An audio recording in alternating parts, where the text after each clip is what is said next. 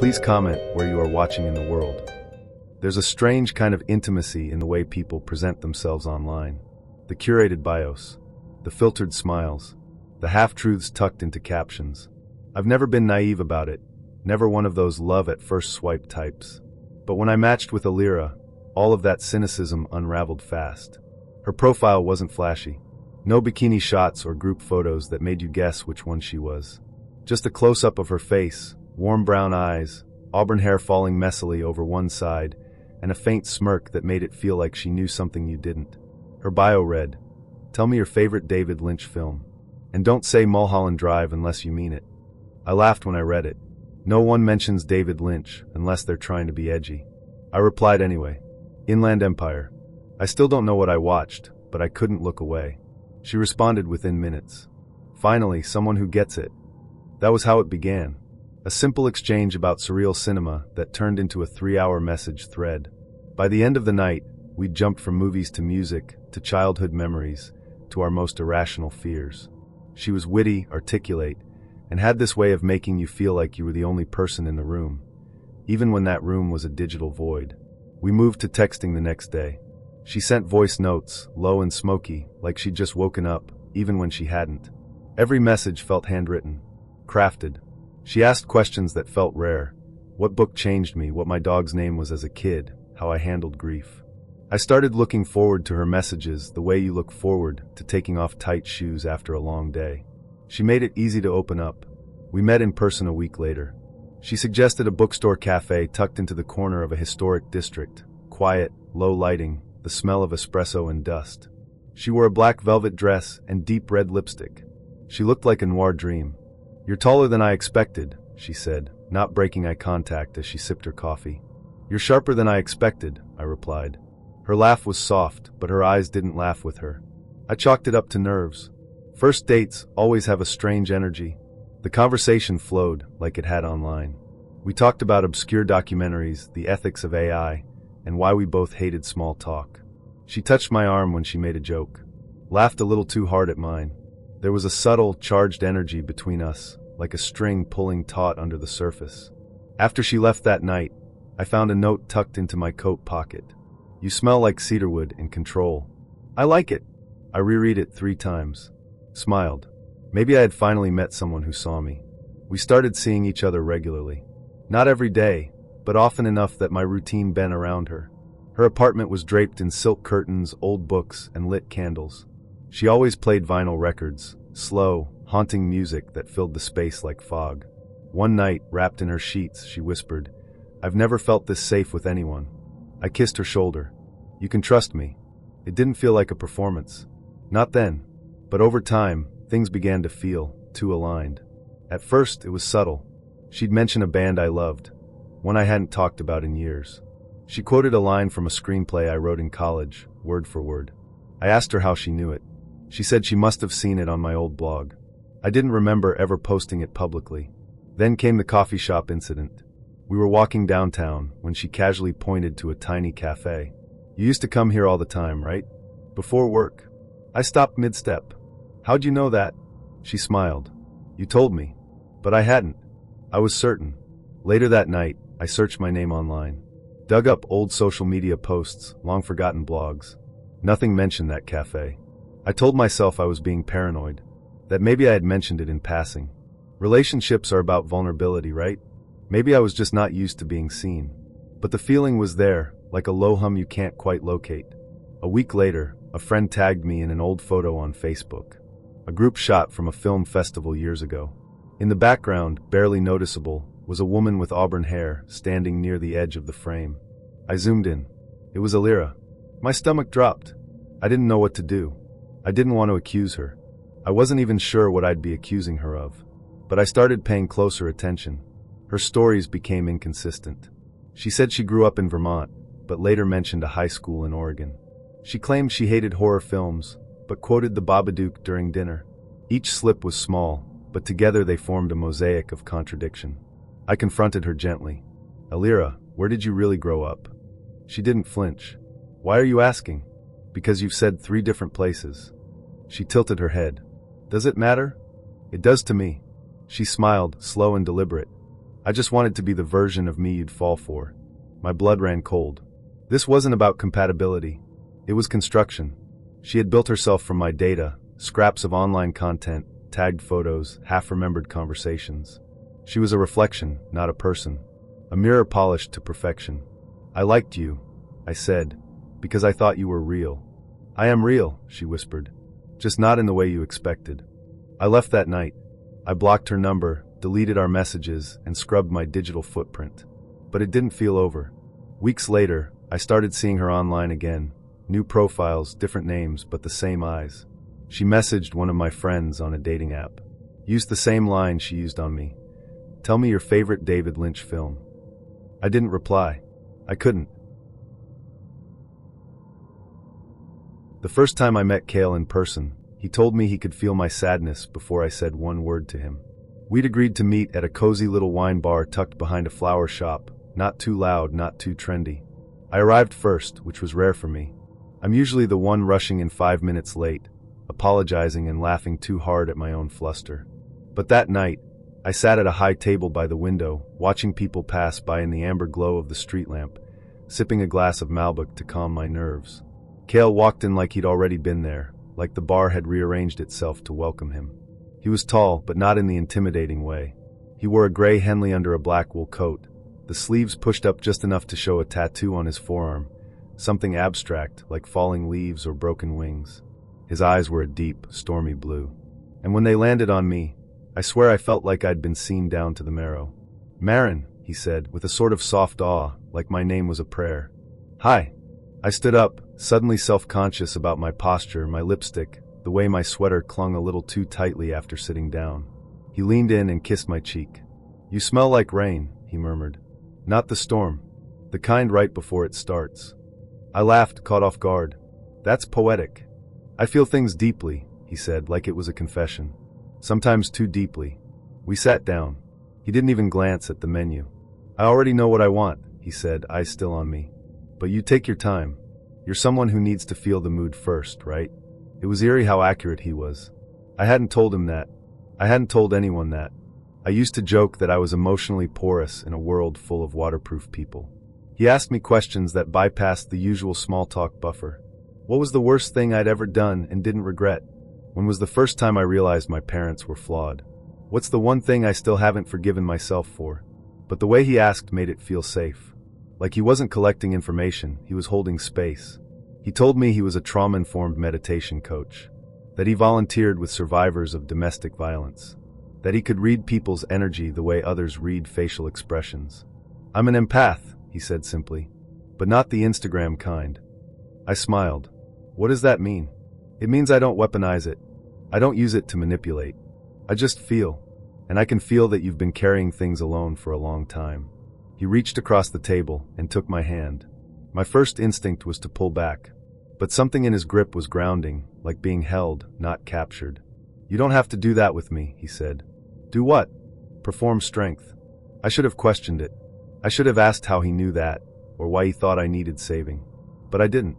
I was tired of being the one who always had it together. And here was someone who saw the cracks and didn't flinch. We spent 3 hours at that bar. Shared 2 more glasses of wine. Talked about dreams, trauma, shame. The kind of things that usually come out 6 months into a relationship, not on the first date. When he walked me to my car, he didn't try to kiss me. He just tucked a strand of my hair behind my ear and said, "Good night, brave girl." I cried on the drive home. I didn't even know why. The next few weeks were a blur of voice notes, late-night calls, and long walks in the park where Cale would stop mid-conversation to tell me something he had felt about me. "You're afraid that if you're vulnerable, people will leave. You smile too much when you talk about your childhood. That's how I know it wasn't safe. You don't trust people who like you easily. You think love has to be earned." It was like he had keys to every locked room inside me. And at first, it felt like healing. He'd hold me on his couch, my face pressed against his chest, his fingers tracing circles on my back. "You don't have to be strong here," he whispered once. "You're allowed to fall apart." And I did. I told him things I hadn't told anyone. About my father's alcoholism. About the miscarriage I had 3 years ago. About the ex who made me feel like I was always too much. Cale didn't flinch. He nodded. Held my hand. Told me I was magic wrapped in scars. But then things started to shift. The first time I canceled a date because I was tired, he went quiet for hours. When he finally texted back, it said, "I thought you were different." I apologized. He said it was fine, but the warmth had cooled. Another time, I told him I was going out with friends. He replied, "Just don't fall into your old pattern of surrounding yourself with people who don't really see you." I asked him what he meant. "Nothing," he said. "Just be careful. You tend to give too much to people who don't deserve it." I canceled the plans. That became a pattern. He'd say something that sounded like concern, but felt like control. "You're giving your energy to the wrong places. I just feel like you're not fully present with me today. You're retreating again. That's not healthy." What made it confusing was that he never raised his voice, never got angry. He just withdrew, subtly, quietly, like a disappointed parent. And every time, I scrambled to earn his affection back. I stopped seeing some of my friends. I skipped yoga. I stopped journaling. He once read an entry over my shoulder and said it was too self-focused. "You're ruminating," he told me. "It's not productive." So I stopped. I started asking him what I should feel, what I should say. I'd text him before doing anything social. "Do you think I should go? You'll probably feel drained after," he'd say. "But it's your choice." It never felt like a real choice. One night, I told him I needed space, that I felt like I was losing parts of myself. He looked at me like I'd slapped him. "Wow," he said. "After everything I've held for you, this is how you respond." I sat there stunned. "I never asked for that." "No," he replied. "But you needed it, and I gave it willingly. I just didn't expect you to throw me away like I'm disposable." I apologized. Again. He forgave me. Again. But it kept happening. Until one night, he said, "I think you have emotional abandonment issues. That's why you're always pushing me away." I told him that wasn't fair, that he was twisting things. He didn't yell. He didn't call me names. He just stood up, walked to the door, and said, "I need to protect my energy from your toxicity." And he left. That was the last time I saw him. I didn't block him. He didn't reach out, but the silence was deafening.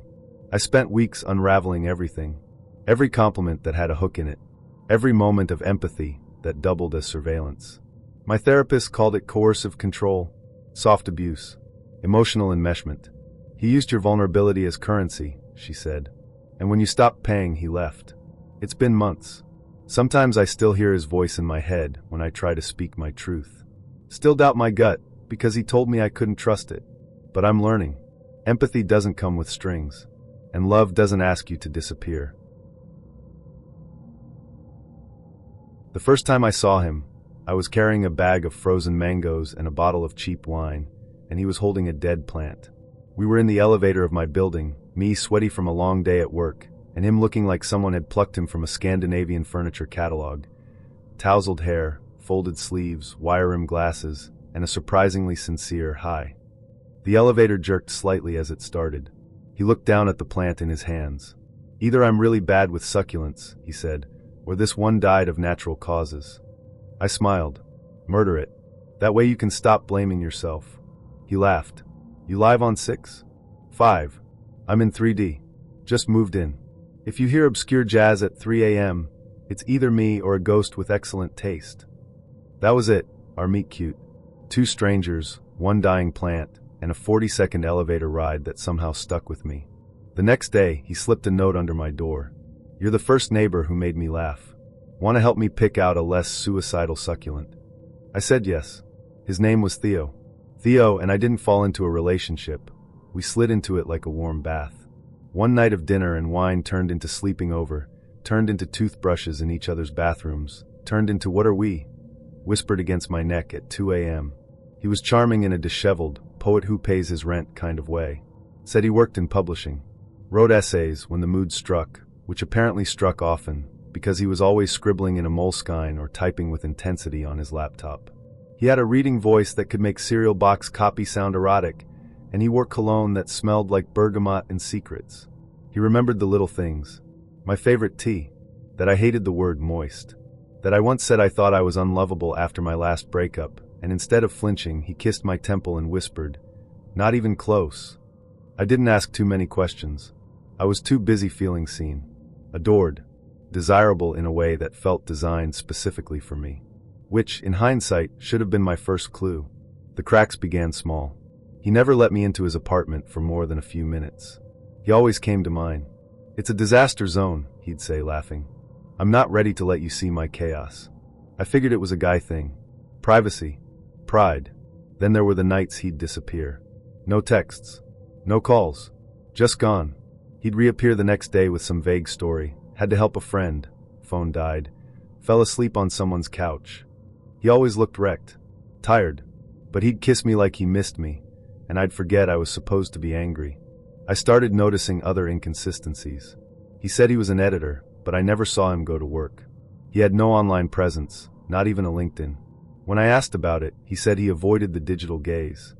One night, I looked through his wallet while he was in the shower. Don't judge me, my gut was screaming. No ID.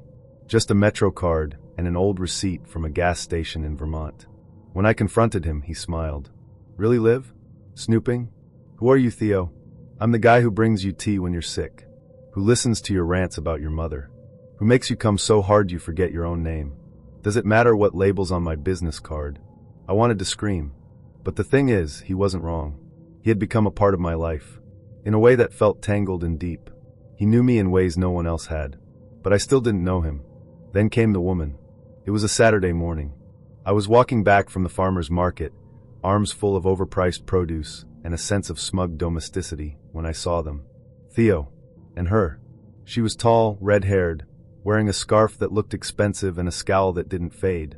They were arguing in hushed tones by the entrance of our building. I stopped. Watched. She slapped him. Not hard, but enough. He spotted me. Froze. "Liv," he said. "This isn't." "Who is she?" the woman snapped. Theo looked at her. Then at me. He didn't answer. I walked away. He didn't follow. 24 hours of silence. Then, a knock at my door. I didn't open it. He slipped another note under it. "I'm sorry. I messed up. She's from my past. She's not what you think." What I thought? I thought she was his wife. Or his girlfriend. Or his actual girlfriend, and I was the side project. I didn't reply. But I didn't block him either. 2 days later, he was back. This time with a suitcase. Said he'd left her. Said he had nowhere else to go. And like an idiot, I let him in. We had sex that night, the kind that feels like a storm. Desperate. Wordless. Angry and tender, all at once. I told myself it was closure. But he stayed. Again. Over the next few weeks, I unraveled the truth in pieces. He wasn't an editor. He'd worked at a bookstore once, 5 years ago. He didn't live in 3D. He had been staying with different women since leaving Vermont. He had at least 2 phones and never let me see either. He wasn't just hiding things. He was someone else entirely. I asked him point blank, "Why me?" He looked at me, eyes soft. "Because you let me in." I wanted to hate him. Scream. Break things. But instead, I sat on the floor and cried. Because the worst part wasn't that he lied. It was how much of me I gave him before I ever thought to ask. I kicked him out the next morning. He didn't fight it. He just kissed my forehead and said, "Be careful who you trust next. Not everyone will be as gentle as me." And he left. It's been 8 months. She cried the first time we kissed. Not sobbing, not dramatic, just a single tear sliding down her cheek as her lips pressed against mine. And then she laughed, like she was embarrassed by her own intensity. "I'm sorry," she whispered. "I just haven't felt safe in a long time. I should have stepped back, asked what she meant, thought twice about what I was walking into. But instead, I kissed her again and said, 'You're safe now.'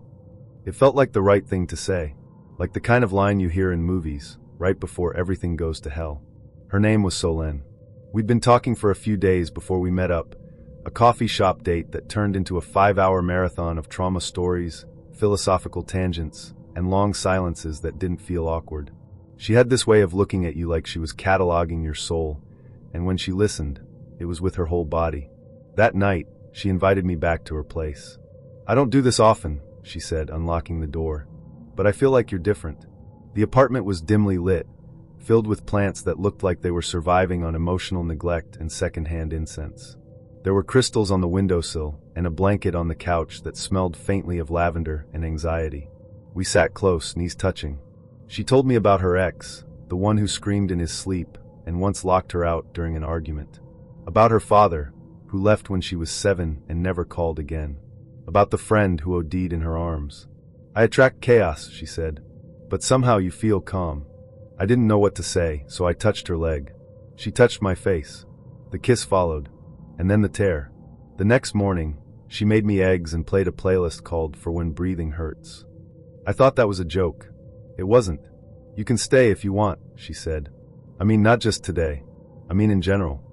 I laughed, assuming she was joking again. She smiled, but her eyes stayed on mine. You're not going to leave, are you? I told her no. Not today. Not yet. She nodded. Good. I can't do another vanishing act. Over the next few weeks, we became inseparable. And not in the cute, we're obsessed with each other kind of way. More like, emotionally fused. She'd text me every morning. Still breathing? I'd reply, still here. She called me when she felt panic coming on, which was often. She cried during sex, which she claimed was part of releasing trauma. She woke me up in the middle of the night to ask if I would still love her if she lost everything. I'm not going anywhere, I'd whisper, half asleep. But I was already losing pieces of myself. She started asking for things. Subtle at first. Can you skip your friend's party? I just don't want to be alone tonight. Can you not talk to your ex? I don't trust her energy. Can I borrow your card for a few days? I'm short on rent again. Each request came with a story, a nightmare, a panic attack, a memory that left her shaking. And I believed her. Because every time I tried to say no, she'd look at me like I'd just walked out like the rest of them. Don't make me feel like I'm too much, she'd whisper. Or worse, you said I was safe with you. One night, I told her I needed space. Just a night alone. To breathe. She didn't scream. She didn't beg. She just texted, I understand. I hope you don't regret this if something happens to me tonight. I called immediately. She didn't pick up. I drove to her place. Found her on the couch, wrapped in blankets, shaking. I wasn't going to do anything, she said. I just needed to know you cared. I stayed the night. Of course I did. After that, there were no more requests. Only needs. And each time I pulled away, she pulled harder. I stopped seeing my friends. They stopped asking. My phone went quiet, except for her. She wanted me everywhere, by her side at therapy, at the co-op, on the couch while she doom-scrolled Reddit threads about attachment theory. She started sending me articles about anxious avoidance and trauma bonding. This is us, she'd say. But we can heal together. Healing started to look a lot like sinking. I began lying. To her, to myself. I told her I was okay. That I was happy. That I still loved her. But love had become a negotiation. Affection was a form of currency. Sex felt like a contract I hadn't read the fine print on. And still I stayed. Why? Because leaving felt like betrayal. Because she was fragile. Because she'd built me into her survival story, and I didn't know how to tell her I couldn't carry it. Because every time I tried, she'd whisper, please. Everyone leaves. Don't be like them. And I didn't want to be them. The last straw came on a Thursday. I told her I had a job interview across town, one I hadn't told her about until that morning. She looked at me like I'd cheated. Why didn't you tell me? I didn't want to stress you out. You're making choices about our life without me? Our life? I blinked. What happens to us if you get this job? I didn't answer. She cried. She screamed. She threw one of her crystals at the door. And then she collapsed. Just dropped to the floor like a puppet whose strings had been cut. I froze. She rocked back and forth, whispering, I'm not okay. I'm not okay. I'm not okay. And I realized, neither was I. I left. I didn't go to the interview. I didn't answer her calls. I went home and sat in my car for an hour, shaking. The next day, she sent me a voice message. I just want to say I forgive you. I know you're scared. I know this is big. But I love you enough for both of us. You'll come back. You always do. But I didn't. Not this time. I blocked her number. Deleted the photos. Threw out the sweatshirt she used to wear when she slept over. But the guilt didn't go. It still hasn't. It's been almost a year. I still flinch when someone says, you're safe with me. I still have dreams where she's crying, and I'm walking away, and I wake up drenched in sweat and shame. I know now what it was. Trauma bonding. Emotional enmeshment. A relationship built on shared wounds instead of mutual growth. She wasn't a monster. She wasn't evil. She was in pain. But love isn't about saving someone who's drowning by jumping in after them with your pockets full of rocks. Sometimes, the kindest thing you can do is swim to shore, even if they scream your name the whole way. There are two kinds of weirdos you meet on dating apps. The first are the obvious ones, Shirtless in a bathroom mirror guys, the sapiosexuals who think reading one Murakami novel makes them profound, and the ones who open with DTF. Like that's a romantic overture. The second kind, they hide it. They're charming. They quote your favorite authors, ask about your pets, and laugh at your jokes like you're the funniest person alive. And then slowly they unravel. I met one of those. His name was Reese. He had a quiet smile in his profile pic, the kind that says, "I've got secrets, but they're sexy secrets." He was sitting on a park bench with a cup of coffee, wearing a navy peacoat and round glasses. No shirtless gym selfies. No word filters. Just a clean aesthetic and a bio that said, "Recovering philosophy major." Good with my hands. That last part should have been a red flag. But I was bored, a little tipsy, and emotionally available in the way a half-eaten pint of Ben & Jerry's is at 1 a.m. We matched.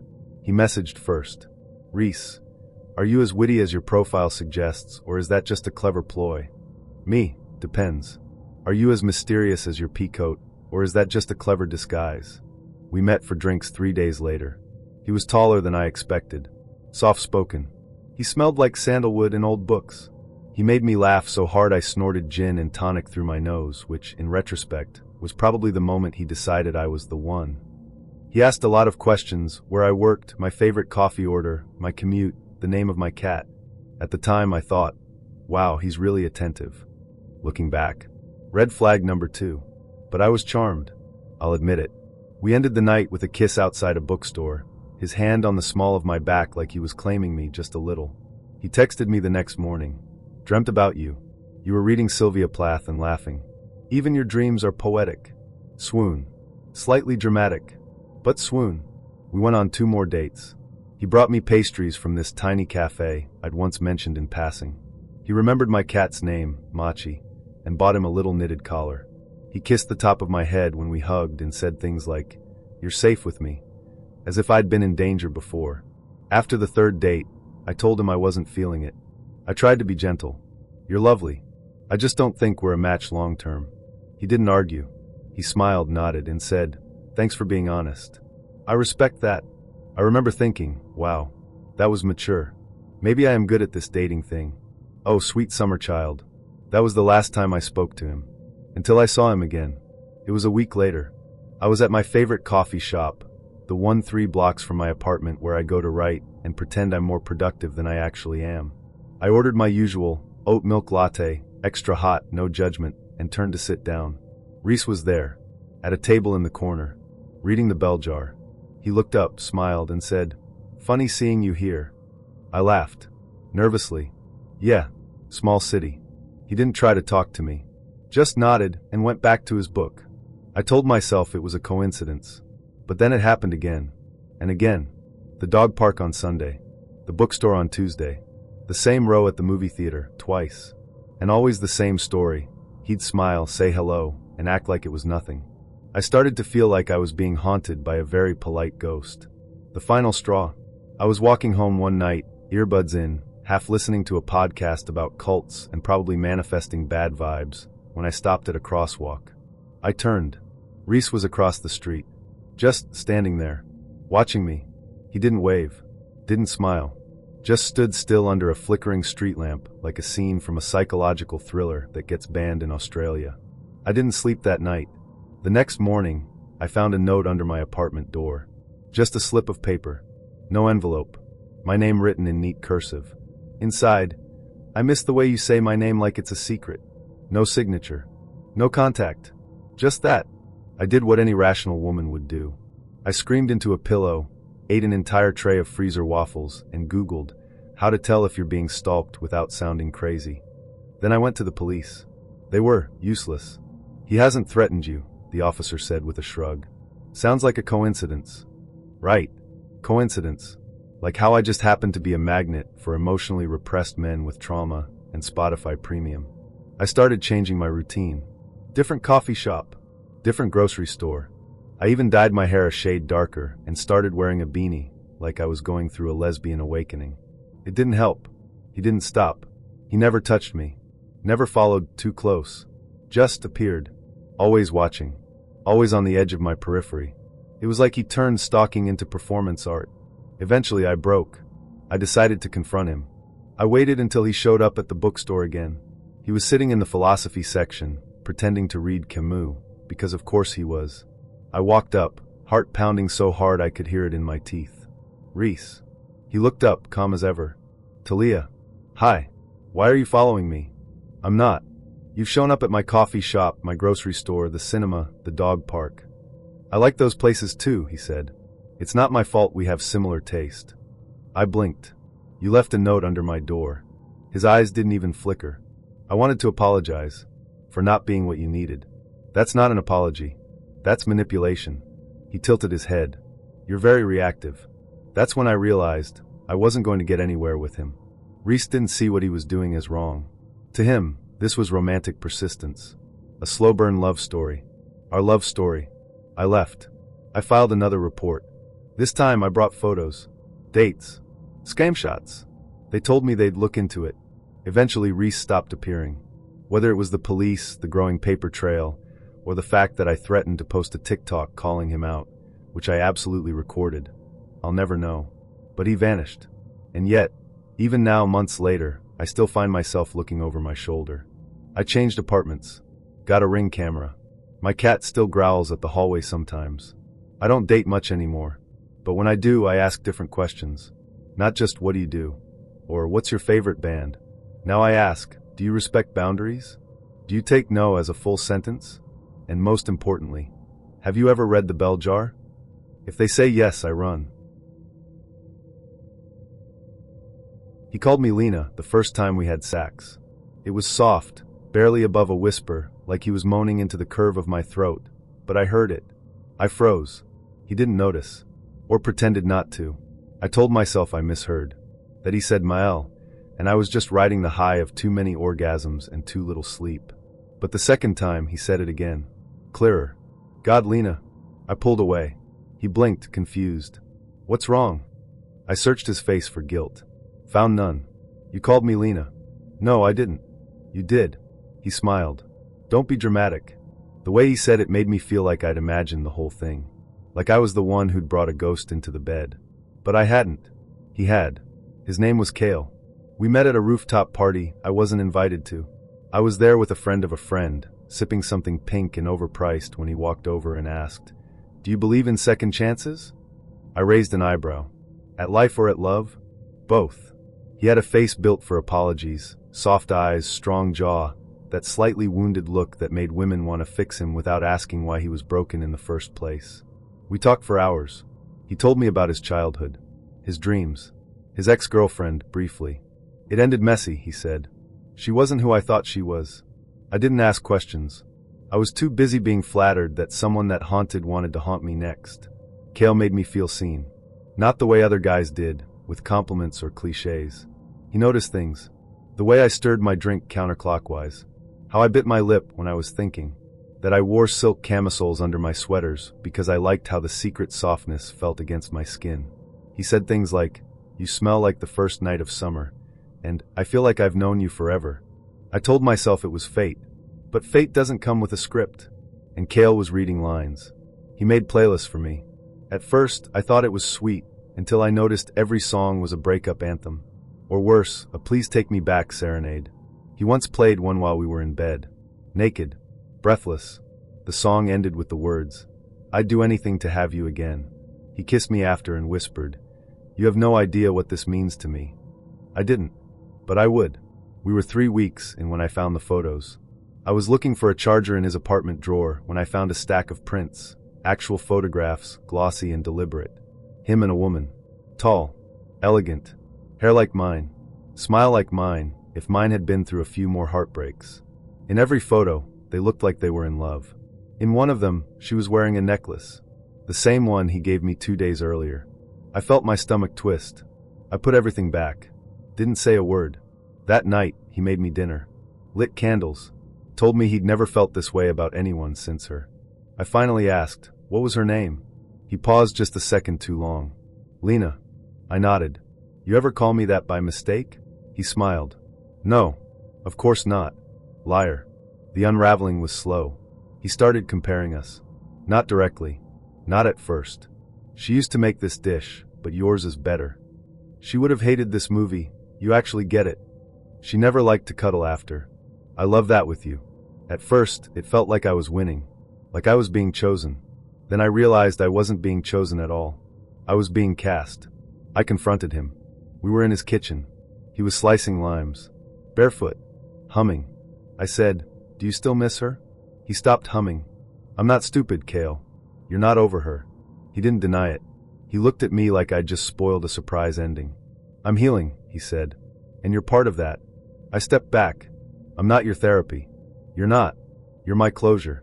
I felt like I'd been slapped and kissed at the same time. "That's not love," I said. "It's more than love. It's transformation." I laughed. "You're trying to rewrite your past. And you're using me as the stand-in." He didn't even flinch. "She left when I needed her most. And I'm supposed to make up for that?" "No," he said. "You're supposed to prove she was wrong." I left. Blocked him. Deleted the playlists. Threw away the necklace. Burned the silk camisole he liked the most. He texted me from a different number a week later. "You should have stayed. We were almost there. There. Where everything felt familiar. Where I wasn't me. I was a memory in the shape of a woman."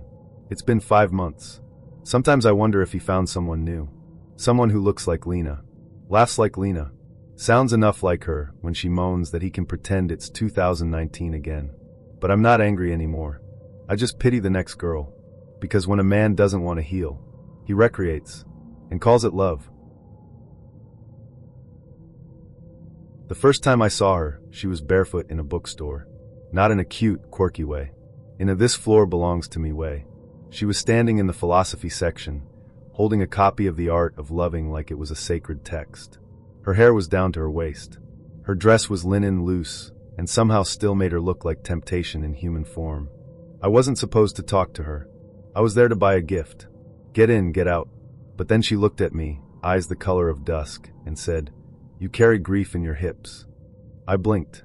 "Excuse me?" She smiled, slow and knowing. "Most men carry it in their chest. Yours is lower. You've been holding on to something for a long time." I should have laughed. Walked away. Instead, I said, "How did you know that?" She stepped closer. Close enough that I could smell her, amber, smoke, and something floral I couldn't name. "I listen," she said. "Most people don't." Her name was Syra. We had tea that afternoon in a tucked-away cafe that didn't believe in clocks. I asked what she did, and she said, "I guide people back to their center." "You're a therapist?" She laughed. "No, I'm a healer. Labels trap energy." She talked about alignment, somatic memory, emotional detoxing, the way the body holds trauma like a house holds dust. Normally, I'd call bullshit, but something about her made my skepticism feel small. She spoke with the kind of calm that made you want to confess things. I told her about my breakup, the panic attacks no one knew about, that sometimes I woke up feeling like I'd been screaming in my sleep. She didn't flinch. She touched my hand and said, "You don't need fixing. You need unlayering." Our first session was at her apartment. Candles, incense, a floor covered in pillows and fabrics that looked like they'd been stitched by moonlight. She asked if I was comfortable being touched. I said yes. She told me to lie down. Breathe. She placed her hands on my chest and whispered, "You're safe now." And for the first time in months, I believed it. She never kissed me that night. But when I left, my skin still buzzed. 2 days later, we slept together. If you can call it that. It wasn't rushed. It wasn't casual. It felt like a ritual. She didn't just touch me, she read me. Like each part of my body had a story she was determined to hear. Afterward, she curled against me and said, "You're opening. I can feel it." I didn't know what that meant, but I wanted to. We started seeing each other every day. Not just romantically. She became my guide. She led me through meditations, breath work, body scans. She said my root chakra was blocked, and that's why I struggled with self-worth. She gave me herbal tinctures to pull the pain out. Designed a morning ritual for me that involved chanting, dry brushing, and a very specific kind of tea brewed with intention. I let her in, into my space, my mind, my routines. She started asking questions like, "Why are you still working that job if it drains you? And who benefits from your burnout?" I didn't have good answers. She said, "That's the programming. You've been conditioned to believe suffering is noble." I quit my job 2 weeks later. She called it a breakthrough. At first, it felt like healing. But then came the rules. No caffeine, it clouds intuition. No processed food, it clogs the soul. No contact with people who don't support your awakening. That last one included my best friend, my brother, and my ex, who I was still friends with. They keep you small, she said. You're expanding now. They won't understand. I argued. She cried, said I was rejecting her energy, that I wasn't ready to heal, and I couldn't stand the idea of losing her. So I stayed, and I obeyed. I gave up my apartment, moved into hers. She said it was more efficient to share energy in the same space. At first, it was bliss. We had sex like we were inventing it. Woke up tangled in sunlit sheets and fell asleep wrapped in incense smoke and affirmations. She whispered mantras into my mouth, told me I was transforming, that I'd never be the same. She was right. I wasn't. I barely recognized myself. And then, I started to question things. Not big things, just small moments that didn't add up. Like the clients she said she was helping, I never saw them. Or the donation money she collected for her retreat fund that somehow paid for new silk robes and imported rose water. I asked where the money went. She said, "Why does that matter if you're living in abundance?" I said, "I'm broke." She said, "That's your scarcity wound talking." I said, "I feel like I'm losing myself." She said, "That's your ego resisting growth." It wasn't a conversation. It was a diagnosis. One night, I told her I wanted a break. Just a few days to think, to reconnect with my family, to remember who I was before all this. She wrapped her arms around me and whispered, "You're not ready." I said, "I need space." Her voice shifted. Quiet. Sharp. "If you walk out that door, you'll lose everything we've built." I laughed. Built? Or absorbed? She slapped me. Hard. And then gasped like I had hit her. "I'm sorry," she whispered. "That wasn't me. That was the wound speaking." I left. She screamed after me, "You'll regret this. You'll come crawling back when your ego shatters." I didn't. It's been nearly a year. I got a normal job again. Reconnected with my brother. Started therapy with someone who doesn't wear crystals as currency. But sometimes, I still hear her voice in my head when I doubt myself. Still crave that high of being seen. But I remind myself, being worshipped isn't the same thing as being loved. And surrendering to someone else's light means forgetting you had your own. I met him at a wine tasting I didn't even want to go to. It was one of those corporate mixers with too much cologne and too many people pretending they know the difference between earthy and oaky.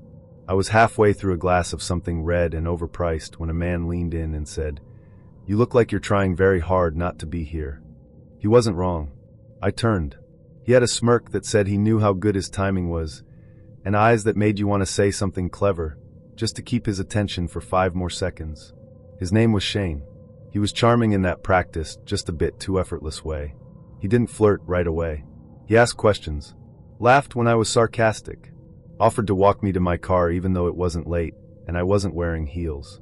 When he asked for my number, he didn't say, "We should hang out sometime." He said, "There's a jazz bar near here I think you'd pretend not to like but secretly would." I smiled. "When?" "Tomorrow." From the beginning, Shane made me feel like I was the only person in the room. Every text felt curated, every touch calculated for maximum electricity. He wasn't just good at conversation, he was good at presence. He made space for me on his couch, in his bed, in his world.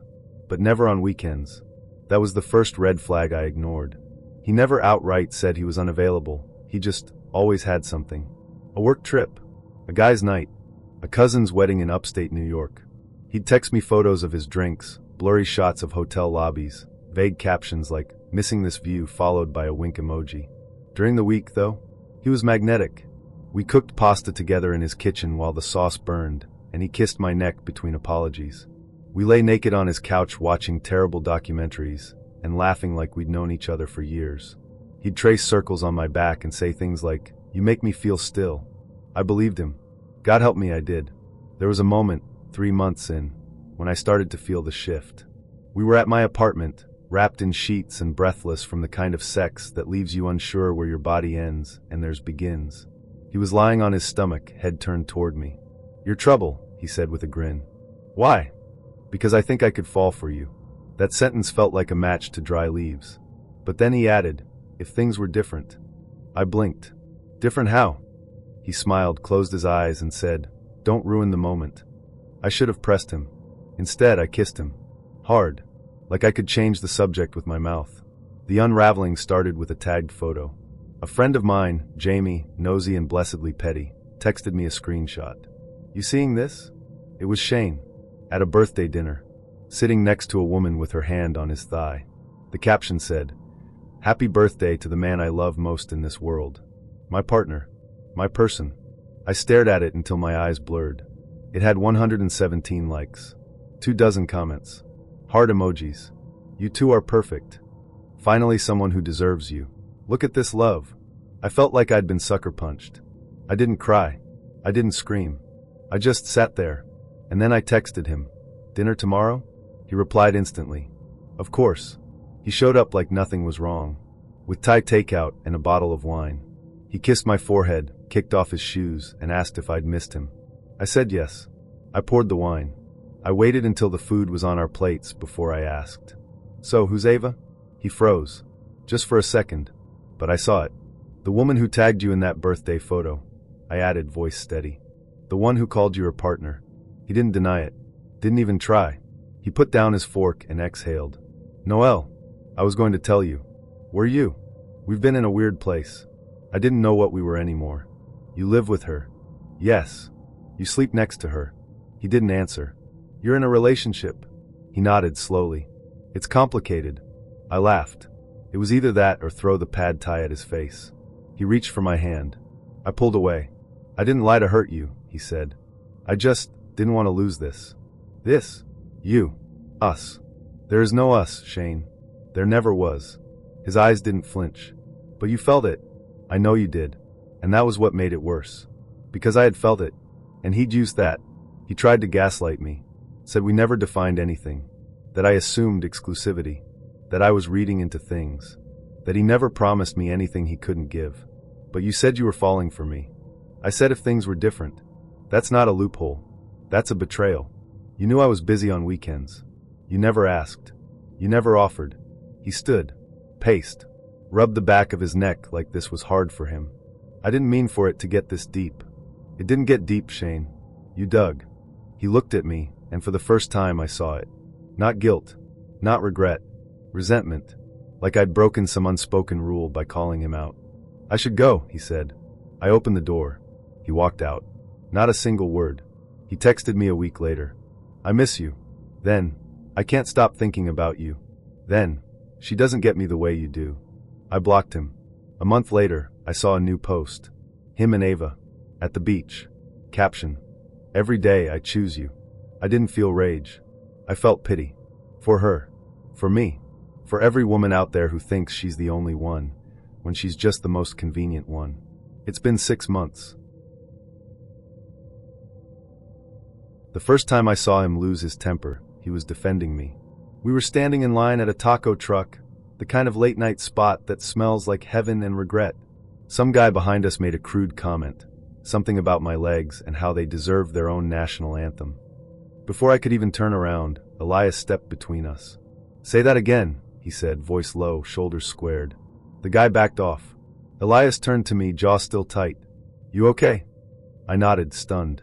He kissed my forehead and said, Nobody talks to you like that. Not while I'm here. Part of me felt grateful.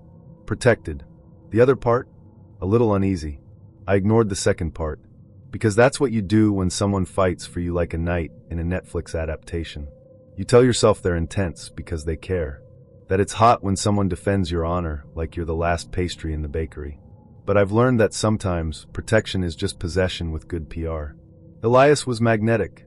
He had that quiet, brooding energy that made women lean in without realizing it. He wasn't loud, but when he spoke, people listened. He looked at you like there was a storm behind his eyes, and you were the only one who could calm it. He was attentive in a way that bordered on clairvoyant. Texted me every morning before I opened my eyes. Showed up with soup when I had a cold. Memorized my coffee order, my cycle, the way I curled my toes when I was overthinking. You don't need to explain yourself to me, he'd say. I just get you. And for a while he did. He always picked me up from work, even when I said I didn't mind taking the train. He insisted on walking me home, even from places 2 blocks away. He said things like, I sleep better when I know you're safe, and you don't have to be strong for me. It felt romantic, like the kind of love you secretly hope for when no one's looking. But then, he started showing up unannounced. At first, it was cute. I was in the neighborhood, he'd say, holding pastries. Then it was every day. I just missed you. Then it was late at night, tapping on my window, saying he had a bad feeling. I asked how he got up to my fire escape. He said he took the scaffolding. I laughed. You're ridiculous. He didn't laugh back. I'd rather look ridiculous than lose you. The first time he got jealous, it was over a coworker. My friend Jamie had tagged me in a story, just the two of us laughing over drinks. Totally innocent. I was wearing a turtleneck, for God's sake. Elias called me 10 minutes after it went up. Who's he? Jamie. He's gay.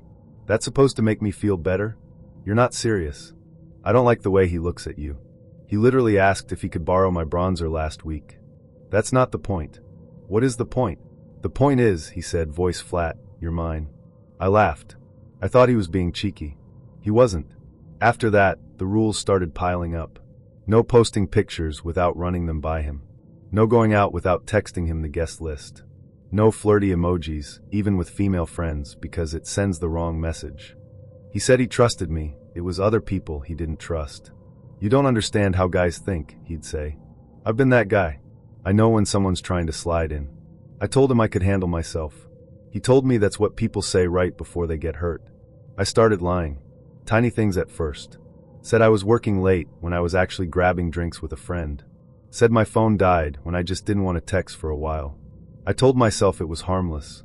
That he loved hard, and I just needed to be patient with the parts of him that hadn't healed yet. Then he found out about one of the lies. I had gone to a gallery opening with my friend Marin. I didn't tell him because I didn't want the interrogation afterward. I just wanted to enjoy myself. He showed up. At the gallery. Uninvited. I had a feeling, he said. Are you following me? I call it looking out for you. You're scaring me. He didn't flinch. I'd rather scare you than bury you. That night, I locked the bathroom door while I cried. The next morning, there were roses on my doorstep and a note that said, I lost my mind because I love you more than my sanity. I should have left then, but I didn't. It wasn't until he punched a hole in my wall that I finally saw it. We were arguing, something stupid. I wanted to go to a weekend retreat with friends. He said it was too far, and what if something happened? I said I was going anyway. He stood there, jaw clenched, breathing hard. And then boom. Fist through drywall. I screamed. He didn't touch me. He didn't have to. The next day he apologized. Said he was going to get help. That he'd never hurt me. That the wall wasn't me, it was everything else. I told him I believed him. But I didn't. I packed my things while he was at work. Left the key on the counter. Blocked him on everything.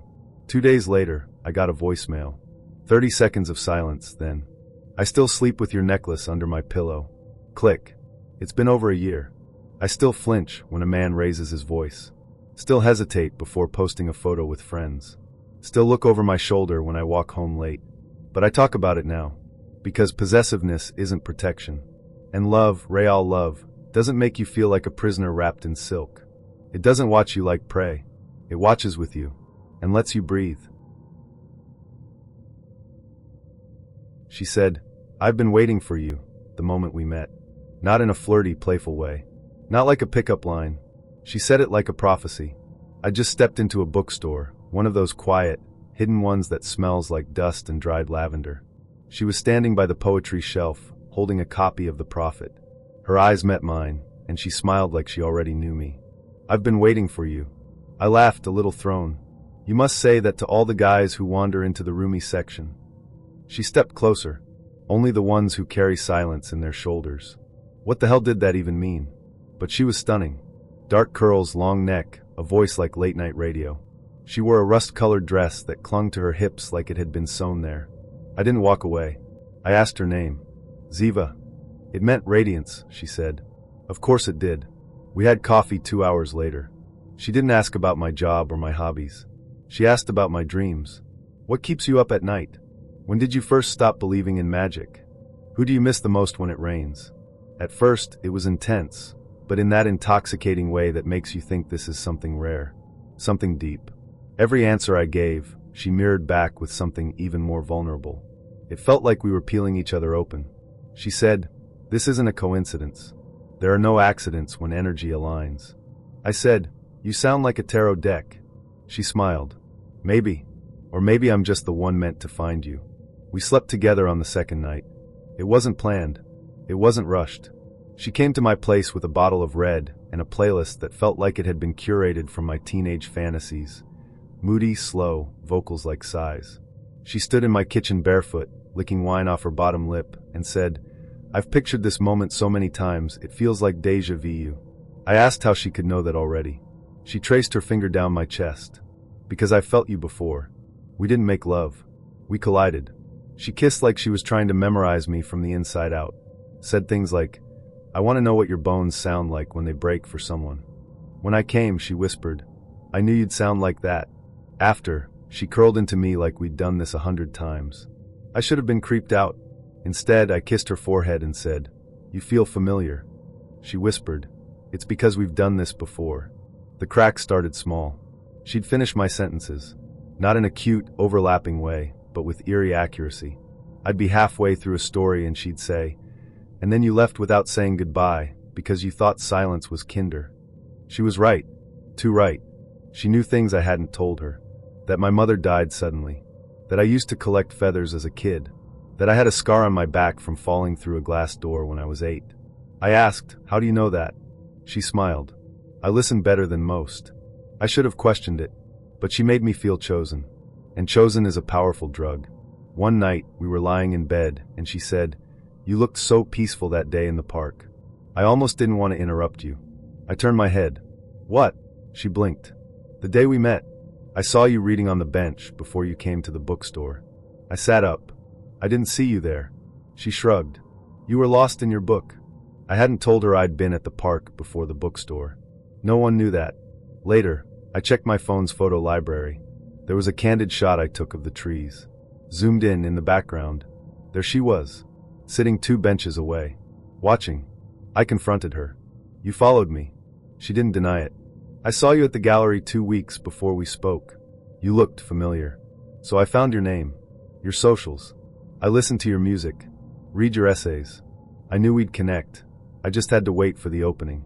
I stared at her. "That's not fate. That's stalking." She frowned. "Don't reduce it. I felt you before I knew you. My body knew. My intuition knew. I just gave us a nudge. You orchestrated everything. I recognized you. That's different." My skin crawled. I remembered all the songs she'd added to the playlist. All the books she randomly quoted. The exact brand of incense she happened to like. The same one I used to burn in college. Nothing was spontaneous. Nothing was real. She'd built a version of me from fragments. And then played the perfect counterpart. I tried to pull away. She didn't take it well. She cried. Screamed. Said I was abandoning a soul contract. That I was regressing because I couldn't handle intensity. She sent me a poem she wrote about me. Posted it online. Tagged me. Then she started showing up at places I hadn't mentioned, cafes, bookstores, a bar I hadn't been to in months. She'd sit across the room. Never speak. Just exist. Like a shadow that wore perfume. I changed my routines. Stopped posting. Moved apartments. She still found ways to let me know she was watching. A song request on a radio show I used to listen to. A package at my door, no return address, containing a book with the dedication highlighted. For the one I always knew would come. I started therapy. Told them everything. My therapist said, obsession can disguise itself as destiny, especially when someone's skilled at making you feel chosen. I asked, how do I stop needing that feeling? She said, by choosing yourself before anyone else has the chance. It's been 10 months. Sometimes I still think of her voice, low and electric, saying, I've been waiting for you. Sometimes I wonder if she's waiting still. But I've learned something. When someone knows too much too soon, it's not a sign. It's a setup. And love, real love, doesn't arrive already knowing your scars. It arrives willing to earn them. Somewhere in the middle of our 3rd week texting, he said something that made my stomach drop. God, I love your sarcasm. Especially that line about the almond milk guy. You absolutely destroyed him. I froze. I hadn't told him about the almond milk guy. I'd told my girls. In our private group chat. With screenshots. I even joked, if this man says nut milk one more time, I'm reporting him to the dairy board. It wasn't posted anywhere. It wasn't public. It was a stupid inside joke among 4 women who'd known each other since college. and now he was quoting it. Verbatim. His name was Idris. Tall. Thoughtful. A little too charming. The kind of man who texted full sentences and used ellipses like they meant something. We met at a mutual friend's art show.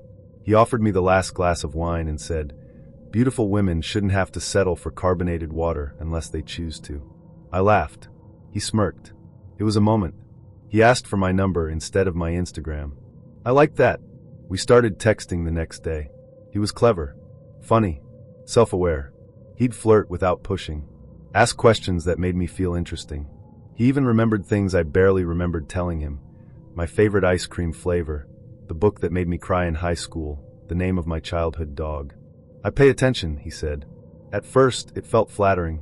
Later, it felt like a threat. The almond milk comment wasn't the first red flag, but it was the first one I noticed. After that, I started looking back through our messages. I'd scroll, reread, compare. And I realized something. He always knew too much. He'd reference tweets I hadn't liked, let alone posted. He'd mention locations I'd been in without tagging. He knew about a dress I returned. A conversation I had only mentioned to my friends through a screenshot. At first, I thought maybe he had access to my social media. But I checked. Nothing. My accounts were untouched. My logins unbothered. But then it hit me. The group chat. There were 5 of us in the chat. Me, Talia, Noor, Cindy, and Val. We called it the Coven. We used it for everything: venting, thirst traps, red flag breakdowns, and of course, Tinder screenshots. I searched the chat. Found the almond milk joke. Exactly as he'd said it. Then I found more. A voice note I'd sent about Idris's emotional intelligence kink. A meme I made about his overly curated bookshelf. A message where I said, "He's hot, but something about him feels too curated. Like he's been reading my mind." He had. Because he was reading our chat. I didn't say anything right away. I wanted to be sure. So I tested him. I sent a fake message to the group.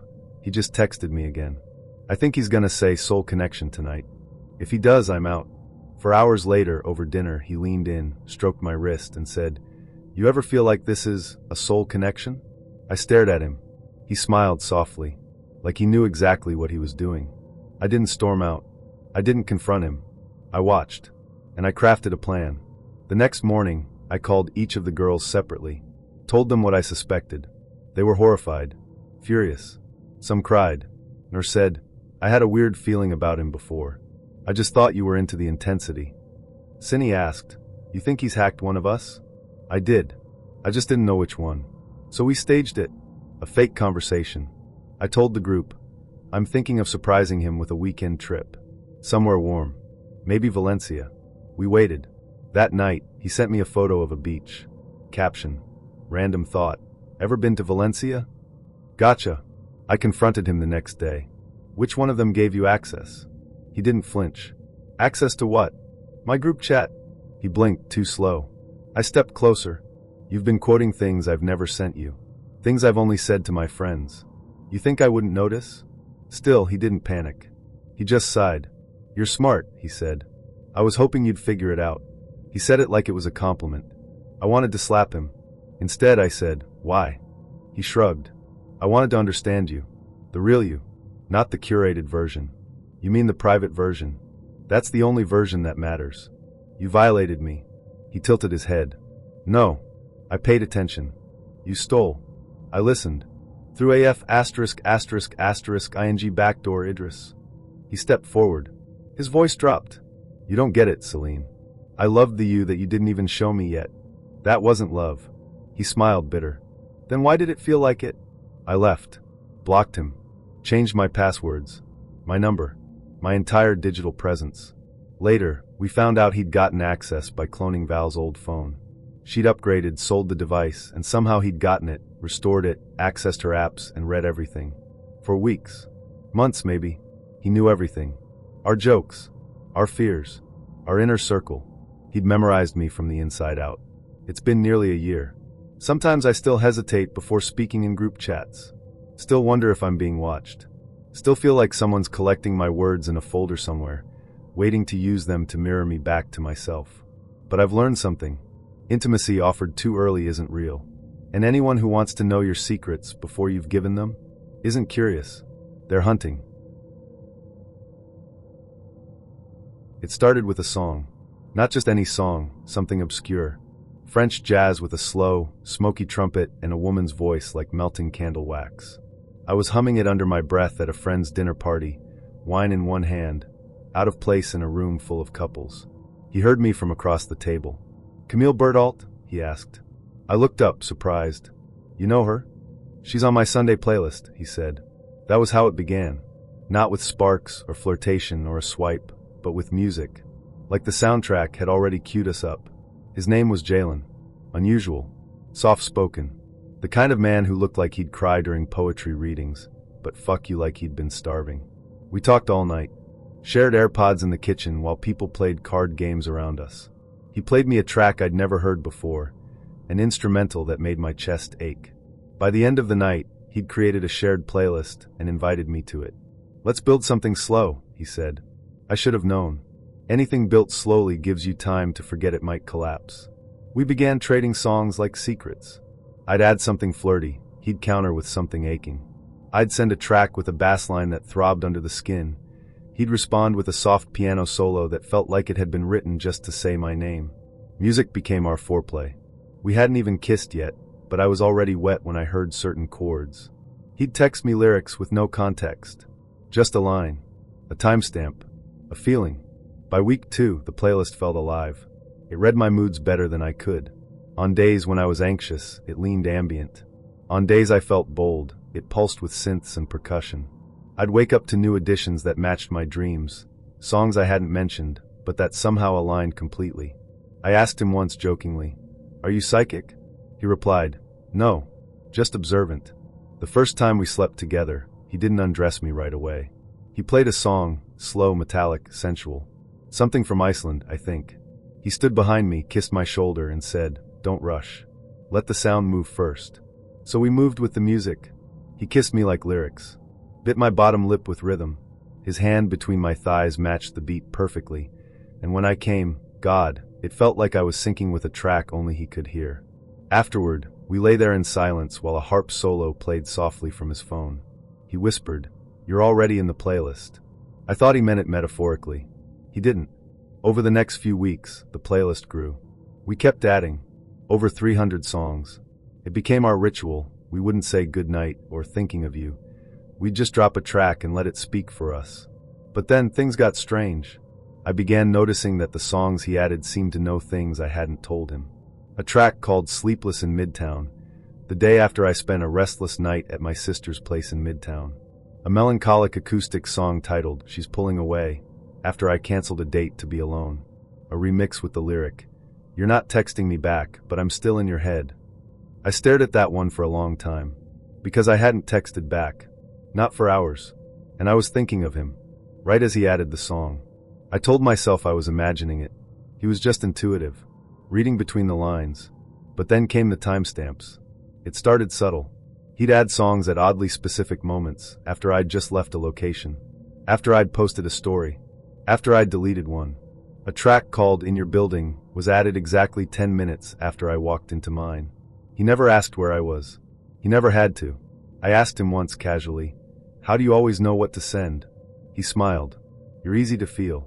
Something about the way he said it made me cold. I started testing him. I'd sit in silence. Post nothing for a day. Turn off my location. He'd still add songs that matched my mood exactly. One day, I cried in the shower after seeing a photo of my ex. 2 hours later, "Your Ghost" by Greg Laswell. A song I hadn't heard in years. I asked, "Have you been in my phone?" He replied with a voice note. "Why would I need to hack you, amorous? You wear your feelings in every breath." I wanted to believe him, but something didn't feel right anymore. I stopped adding songs. He didn't. In fact, they started coming more frequently. At night. At 3 a.m. Songs with lyrics like, "You're drifting. I feel it. She's deleting me." I was always watching. I blocked him. Removed myself from the playlist. Deleted the app. 3 days later, I got an email. No subject line. Just a single embedded Spotify link. The title of the song? "You Can't Mute What You Made." I moved cities a week later. It wasn't just about him, but it was enough to push me forward. New number. New job. New apartment. I didn't post anything for months. Then one morning, I got a notification. A new playlist. created by a user I didn't recognize. The title, For Her Ears Only. Every track was a memory. Our first dance. The song we first kissed to. The harp solo from the night I came so hard I cried. And at the end, one final track. Silence. 11 minutes long. Just silence. But when I played it on speakers, I realized there was a faint sound underneath. Breathing. Mine. I don't use Spotify anymore. I don't share playlists. And I don't ever trust someone who says, let's build something slow. Because sometimes, slow is just another word for stalking. And intimacy? It's the perfect cover for surveillance. We met at a rooftop book swap. I was standing by the wine table, thumbing through a dog-eared copy of Women Who Run with the Wolves, when he walked up behind me and said, "That book taught me more about women than any textbook ever did." I turned, already bracing for pretension.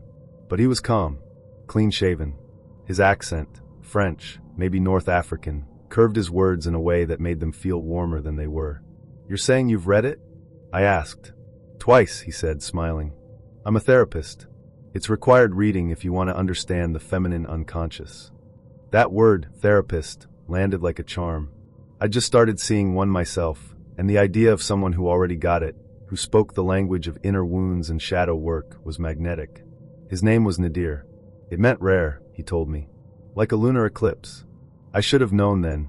Men who compare themselves to celestial events are usually looking for worship, not connection. From the start, Nadir made me feel like I was being studied, but not in a cold way. He listened like every word I said was a puzzle piece he was gently slotting into place. Our first date was at his apartment. He said he didn't believe in artificial spaces for emotional energy. It was filled with books, low lighting, and a massive rug that smelled faintly of sandalwood and something more primal. We sat on the floor. No shoes. No small talk. He poured tea and asked, "Do you feel safe in your body?" I blinked. "Right now. In general." I hesitated. "Sometimes." He nodded like he already knew. "Your posture tells me you over-accommodate. You lean in too much. That's usually rooted in abandonment trauma." I hadn't told him anything about my past yet. I felt seen. Or maybe just exposed. Either way, I stayed. He touched me like he was mapping triggers. Soft. Then firm. Pausing every few seconds to ask, "Do you like that?" Or, "What does this bring up for you?" He didn't rush. He coaxed. And when he finally entered me, he whispered, "Let go. I'm holding the container." It was the most intense sex I'd had in years. Not because it was wild, but because it felt curated. Like he was performing therapy through touch. I came twice. The second time, I cried. He held me after, tracing my shoulder blade. "This is a grief release," he murmured. I nodded into his chest. It didn't occur to me that maybe I was just overwhelmed, and he was naming it for me to tighten the bond. Over the next few weeks, we saw each other constantly. He insisted on calling our time together sessions, even when we were just eating or watching films. "You're not just dating me," he said. "You're healing with me." He asked questions that burrowed into me. "Did your father ever apologize when he hurt you? What was your earliest memory of being silenced? Do you find pain erotic?" I told him things I'd never admitted aloud. About the time I stopped eating in college. About the man who pulled my hair too hard and called it love. About the dream I kept having where I was drowning in velvet. He never looked shocked. He just nodded and said, "That makes sense." His approval felt addictive. Like every time I unraveled, he gave me permission to exist. But that permission came with a price. It started small. He'd say things like, "That's a trauma response," when I wanted to leave early. Or, "You're disassociating," when I didn't laugh at his jokes. Once, I told him I needed space. Just a night alone. He frowned and said, "That's your avoidant attachment flaring up. It's okay, I can hold it for you." I didn't know what that meant. But I stayed. Because it felt easier than trying to explain my need to be alone to someone who claimed to know me better than I knew myself. One night, I made the mistake of sharing something funny from a group chat. A meme about therapy culture. He didn't laugh. "You mock what you don't understand," he said. "It's just a joke." He stared at me. Humor is often a defense. "Oh my God, Nadir. Can we just be people for 5 minutes?" He stood up. "You're resisting intimacy. That's okay. I'll wait for you on the other side of this." He made it sound noble. Like he was being patient with my sickness. I texted my own therapist the next day. She asked, "Is he licensed?" I paused. "I think so. Have you checked?" I hadn't. That night, I searched his name. No license. No credentials. No trace of him in any psychology database. What I did find was a Medium article he wrote 2 years ago titled, Emotional Alchemy: How to Seduce Through Somatic Empathy. It wasn't about therapy. It was about power. How to gain it, keep it, wield it through language and touch. He called himself a mirror for the fractured feminine. I felt sick. I confronted him. He didn't deny it. He said, I never claimed to be a clinical therapist. You did. At the book swap. I said I guide. You assumed the rest. That's manipulative. That's projection. That word. I'd heard it so many times I'd started saying it to myself in the mirror. He stepped closer. I never lied. I just reflected. Everything you saw in me, you put there. I said, you made me doubt my own thoughts. He smiled. Because they weren't yours. They were inherited beliefs. I helped you hear your truth. No, I whispered. You replaced it with yours. I left. He didn't chase me. 2 days later, I got a voice note. I hope you find someone who sees you like I did. But I doubt they'll hold you as bravely. Delete. It's been 7 months. I still flinch when a man says trauma-informed. Still question whether my instincts are mine or echoes of his voice. But I'm learning that therapy isn't foreplay. That validation, when weaponized, is just control in a velvet glove. And that anyone who tries to heal you before they hold you wants power, not partnership. He was standing in line at the corner bakery, arguing, gently, with the barista about the pronunciation of Kuanaman. I laughed under my breath. He turned to me and said, You say it. I tried. Failed. He grinned. Let's just call it the pastry that ruined my last diet. We shared coffee outside. No pressure. No numbers exchanged. Just a mutual smile, and if I see you again, I'll take it as a sign. I saw him again 2 days later. He remembered my name. I remembered the way he looked at people, like he was cataloging their emotions. His name was Elian. We started seeing each other regularly, dinners, late-night drives, books traded like secrets. He was affectionate, attentive, never pushy. But only on weekdays. Monday to Friday, he was magnetic. Weekends? Gone. He always had a reason. Family obligations. Work retreats. Dead zones with no signal. Once, he said he was helping his cousin move and didn't text for 48 hours. It became a pattern. He'd disappear Friday night and reappear Monday morning. Charming, apologetic, full of thoughtful gestures. A playlist for my moods. A note slipped into my purse. A photo of a painting that reminded him of me. I wanted to believe it.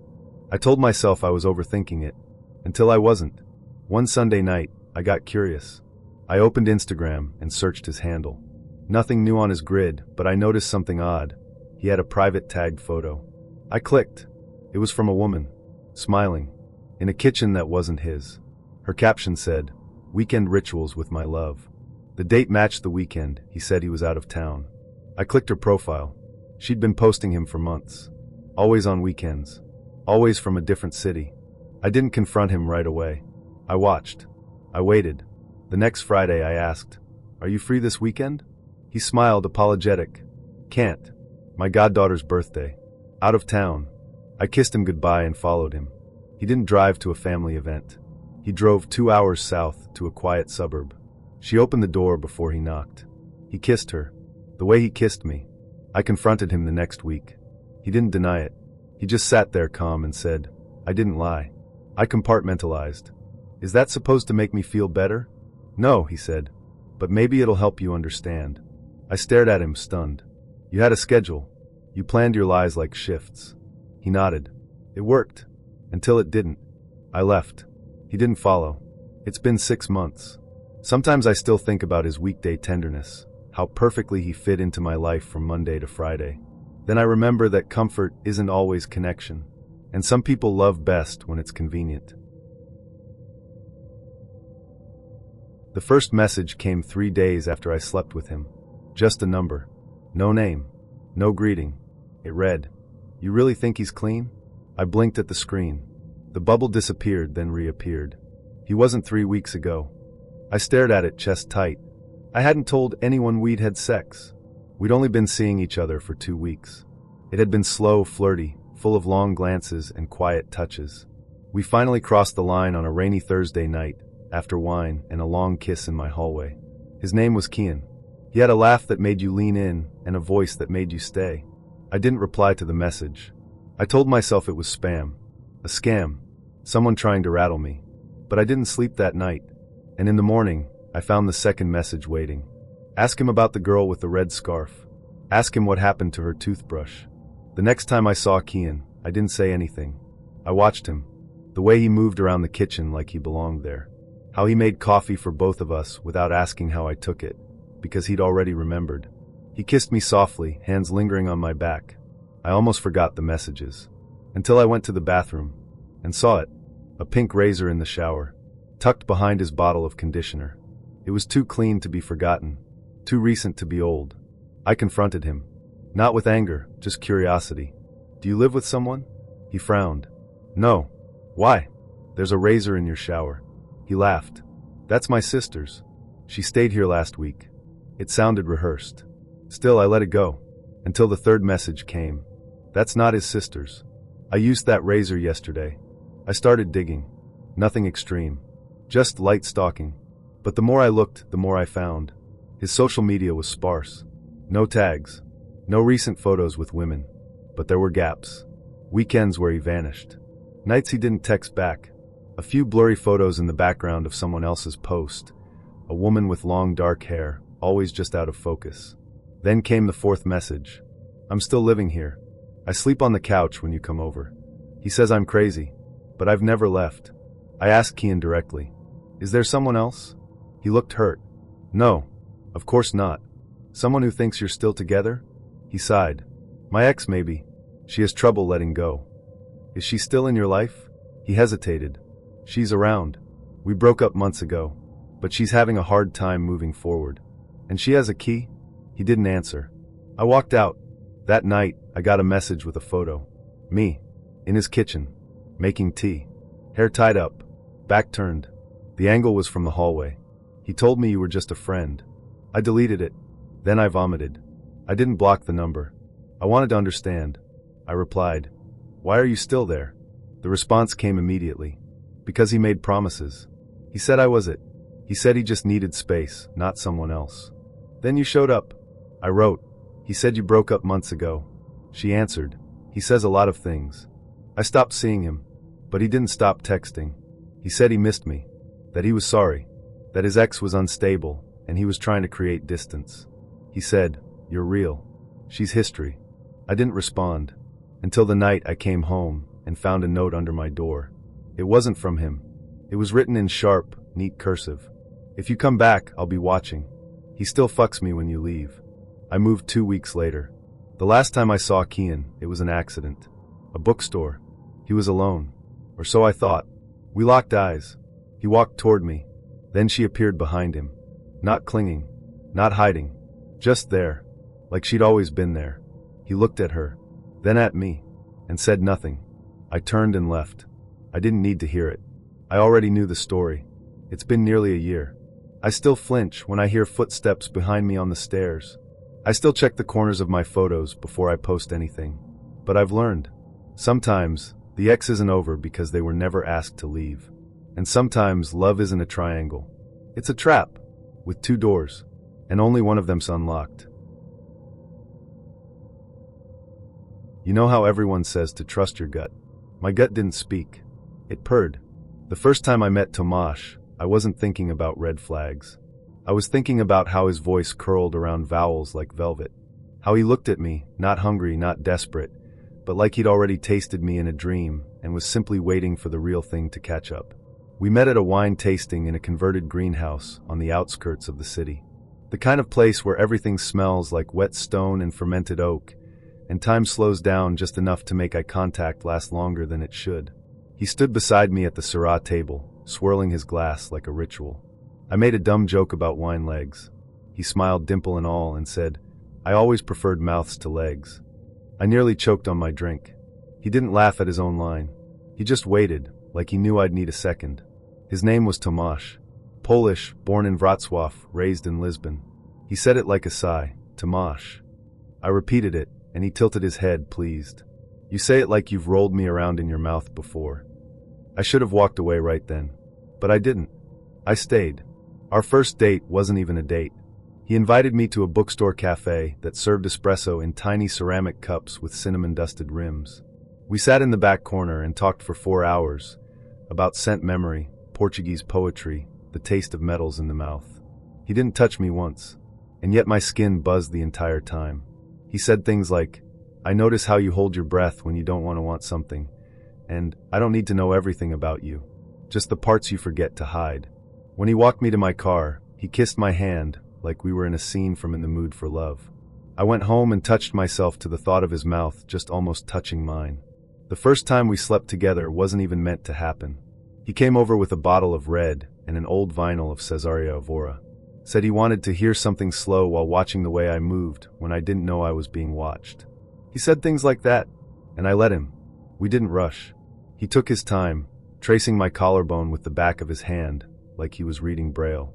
He undressed me slowly, asking nothing, commanding nothing, just letting his curiosity replace consent without ever overstepping it. When he finally moved inside me, it was silent. No dirty talk, no gasps, just soft, rhythmic motion, his eyes never leaving mine, his hand pressed against my sternum like he was anchoring me to the moment. After, I lay on his chest and listened to his heartbeat. He kissed the side of my head and whispered, "You make stillness feel like ceremony." I thought I was falling in love, but I wasn't falling. I was being watched. The first message came 2 nights later. No name, no greeting, just, "You look beautiful in the photo." I stared at my phone, heart thudding. Another message followed. "I can see why he picked you." I didn't respond. I didn't even breathe. A third message. "He told me you were a gift. He always chooses women who dream in sepia." My chest tightened. I texted Tomasz immediately. He replied 5 minutes later. "Don't worry.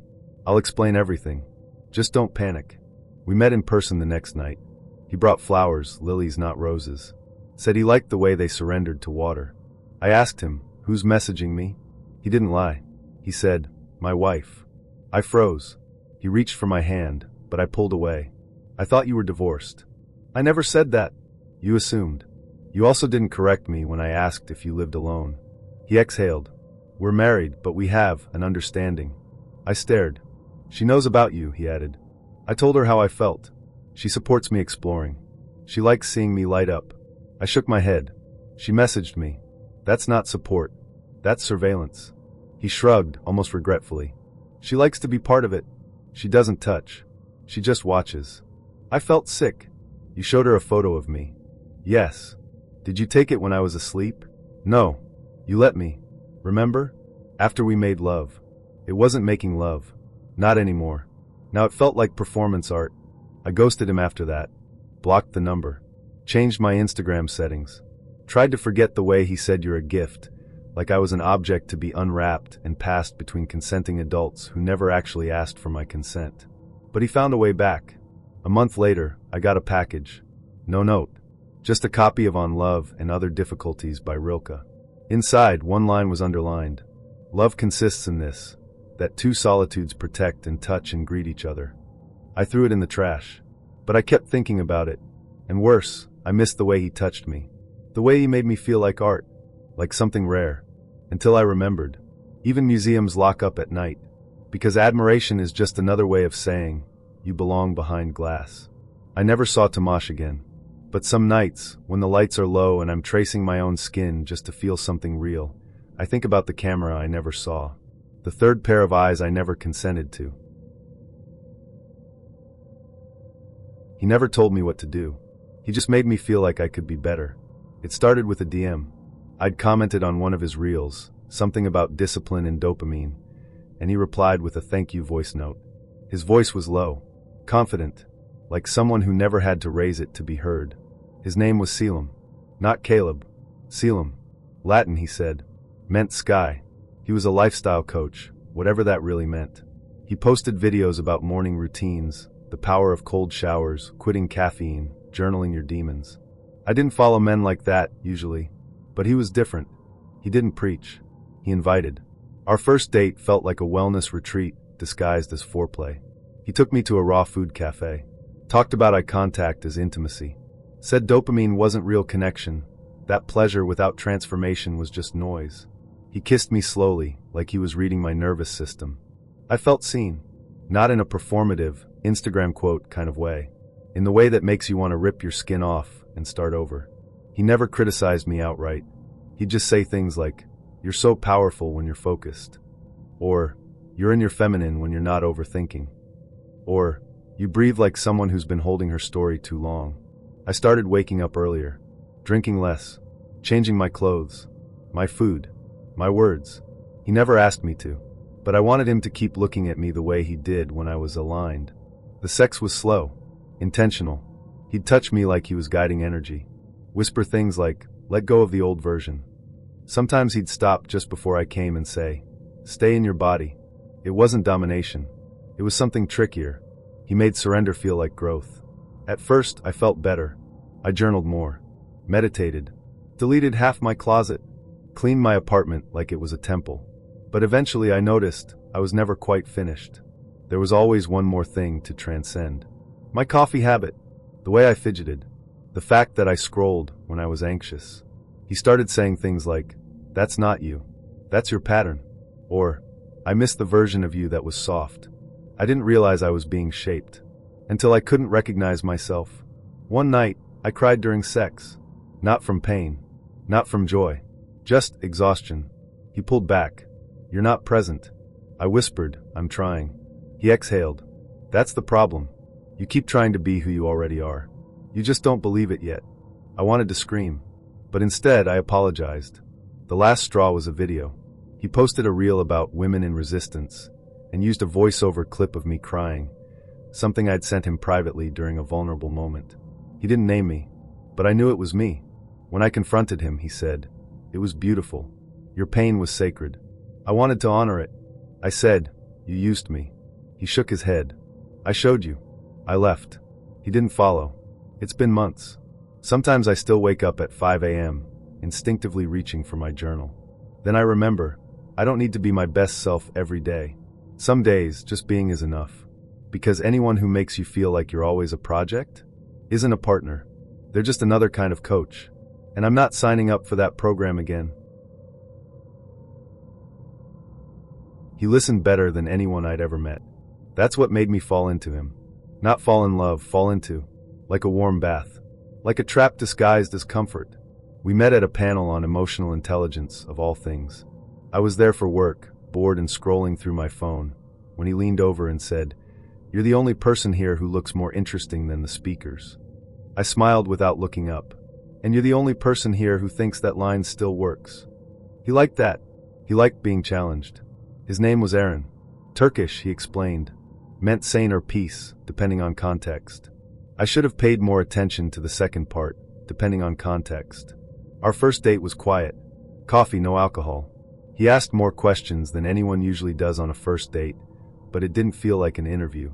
It felt like focus, like he was tuning the dial to a frequency only I gave off.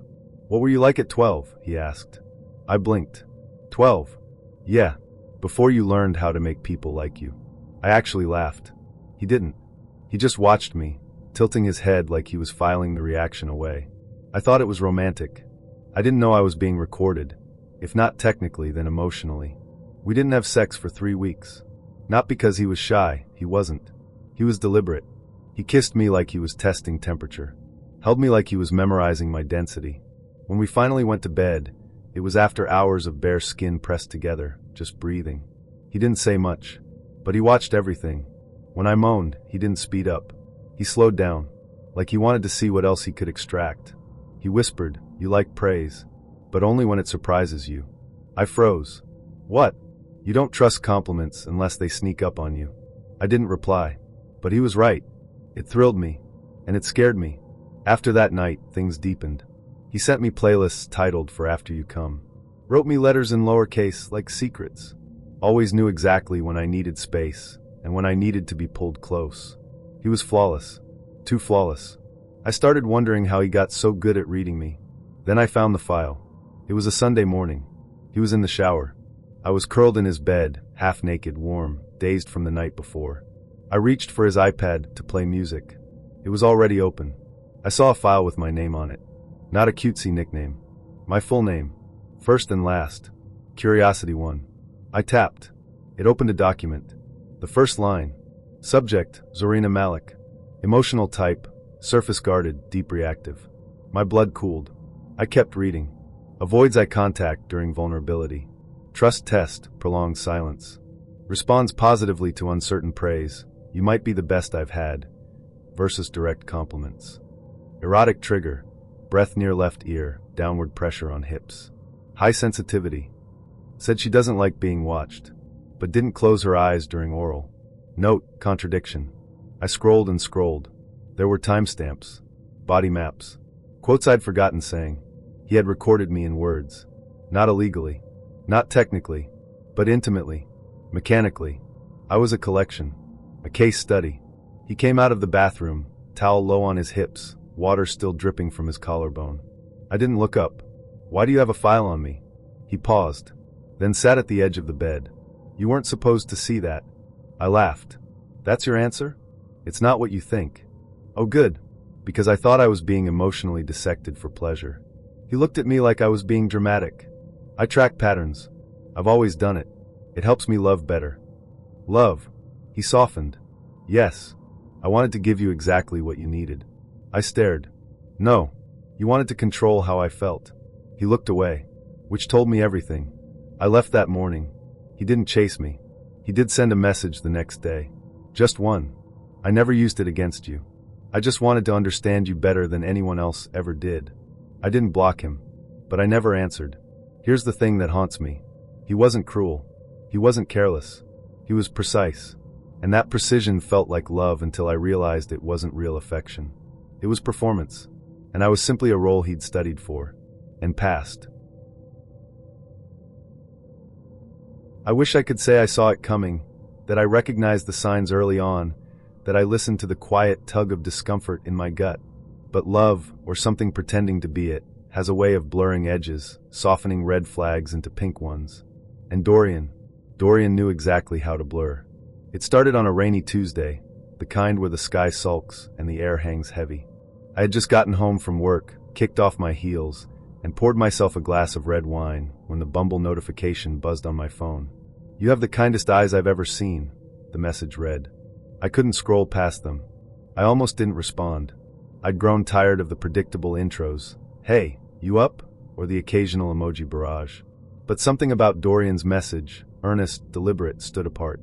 That, and his photo, a man in a dark green sweater, seated in a leather armchair, a book in one hand, and a sleepy whippet tucked beside him. It felt curated but not performative. I replied, "Kind eyes, huh? I'll take that." What followed was a conversation that felt less like texting and more like slow dancing.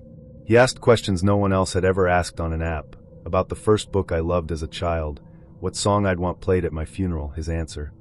Hallelujah, but only the Jeff Buckley version, whether I believed in soulmates. He was poetic, thoughtful, a little intense, but in a way that felt flattering. By the time I finished my wine, we had exchanged numbers. The next morning, I woke up to a text. "Good morning, Seraphine. I hope your dreams were kind." I smiled. I hadn't smiled like that in months. By the third day, he sent flowers to my office. White tulips, my favorite. I never told him that, which made it feel like magic. Or fate. The card read, "Last night was magic." D. My coworkers teased me. "Oh, someone's got a romantic." I blushed, brushing them off, but inside I was glowing. I felt chosen, seen, cherished. We met for dinner that weekend. He picked a little Italian bistro tucked beneath a bookstore. Candlelight flickered between us as he reached for my hand across the table. "You're even more beautiful in person," he said, eyes locked on mine. "And I don't mean in a magazine way. I mean your presence, it's gentle." I melted. By the second week, he was calling me his person.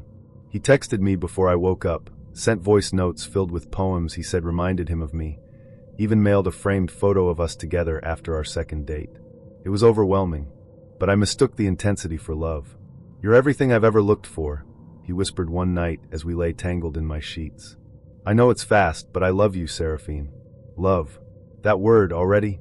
I hesitated. I liked him, more than liked him, but love? Still, I didn't correct him. I didn't want to ruin the moment. But the moment didn't stay. Moments, I've learned, are greedy things. They expect permanence. When I told him I needed to slow things down, that I was feeling a bit breathless from the pace, his expression changed. Not overtly, Just a flicker. The warmth shifted. "Oh," he said, his voice light, but something cold seeped in. "I didn't realize I was overwhelming you. I guess I'm just not used to someone pushing me away after I open up." My stomach nodded. "I'm not pushing you away. It's fine," he cut in, smiling, but it didn't reach his eyes. "I just thought we had something real. I didn't expect you to get cold so fast." I apologized. For what? I wasn't sure. For my honesty? For my need to breathe? That night, he didn't text goodnight. The next morning, there was no "good morning, my love." The silence was sharp. I reached out. "Are you okay?" "Just giving you space," he replied. "Wouldn't want to smother you." The sarcasm stung. I tried to smooth things over, telling myself he was just hurt, sensitive, romantic. But Dorian's warmth began to flicker like a faulty bulb. One day he was affectionate, sending me long messages about how deeply he felt for me. The next, he was distant, responding with one-word answers. When I didn't reply fast enough, he'd write things like, "Nice to know where I stand." I started to shrink myself to keep him happy. I'd cancel plans to be available when he texted. I stopped bringing up the things that bothered me. I tiptoed around his moods like shattered glass. When I said I couldn't see him one weekend because my sister was visiting, he didn't reply for hours. Then, guess I'm not a priority. I called him. He ignored it. He texted later, "You don't have to pretend. I get it. You're bored now." I cried, and then apologized. Again. It was only after I started pulling away that I saw the full shape of his manipulation. He began reaching out to my friends. At first, it was charming, even sweet. Little messages like, "Thanks for taking care of Seraphine. She's lucky to have you." But then it changed. My best friend, Mariel, called me one night. "Did you tell Dorian I said he was unstable?" "What?" "No." He messaged me. Said I should mind my own business and stop interfering in your love life. My chest tightened. "What are you talking about?" "He said you told him I didn't approve of your relationship, that I thought he was manipulative."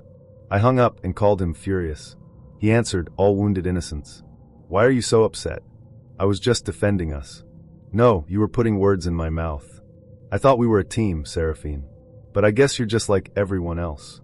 That phrase became his anthem. Just like everyone else. The implication, I had betrayed him. Soon after, other friends grew distant.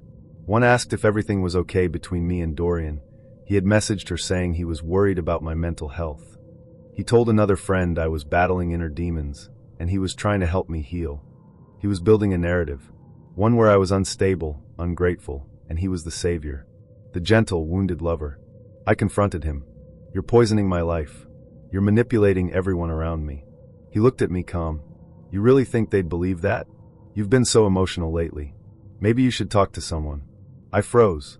That's when I knew. This wasn't love. It was control wrapped in ribbon. I blocked his number, deleted the photos, shut down my social media for weeks.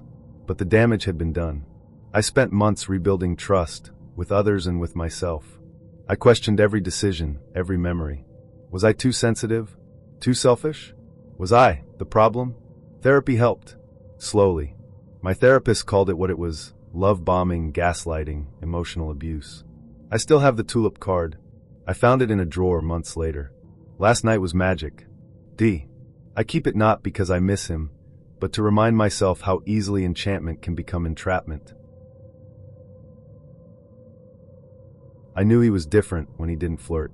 Not in the traditional sense, not with compliments or jokes or the kind of casual arrogance that most men wear like aftershave. No, Anur didn't flirt. He observed. He listened in a way that felt more like touch than attention. The first time we met, he asked me what I was like when I was 6. 6. Not what I did for work. Not where I lived. Not even what I was drinking. Just, what were you like at 6? Before anyone taught you how to shrink. I blinked. I don't know. Loud, I think. I used to sing in the bathroom. He smiled like I'd handed him something sacred. That makes sense. Your voice still carries tenderness like it's scared of echo. I remember that word.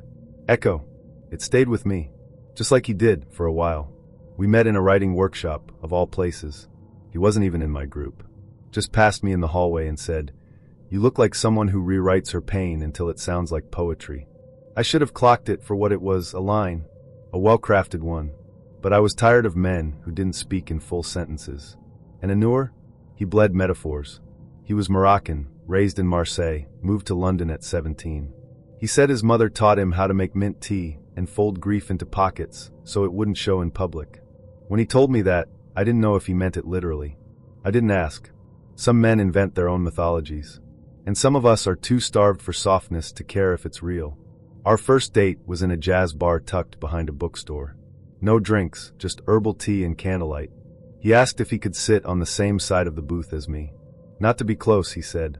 To see what I looked like when I wasn't trying to be seen. I laughed, but I let him. He smelled like bergamot and wool. His fingers brushed mine once, deliberately, and I felt it in my knees. He didn't kiss me that night. He just walked me to my car, leaned in, and whispered, "You breathe like you're still asking for permission." I didn't sleep that night, but not for the reasons I expected. He never rushed anything.